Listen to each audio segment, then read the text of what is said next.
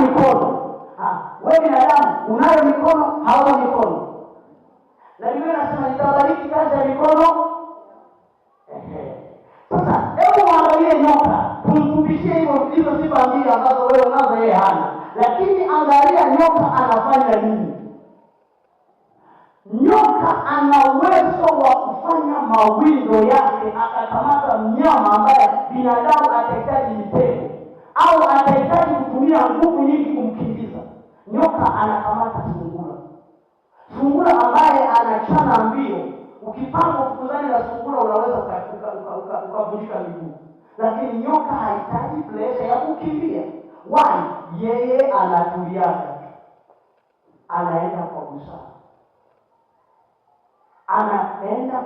Anafanya mawindo kwa busara. Anajua udhaifu alionao, anatumia udhaifu huo ili afanikishe kile anachokitaka.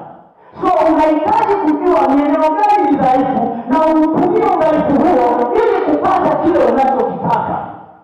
Ndio shuleni hauwezi, ulikaa darasani yatoa magumu. Isabati ndio hivyo umeipa na majina mama mkwe. Mara sivyo geografia ndio umeipa na majina janga la taifa. Yaani umeipa masomo umeapa majina. Sayansi hizi sisomaki kwa nini? Kwa sababu ni pasua kichwa. Umeipa majina. Sasa angalia eneo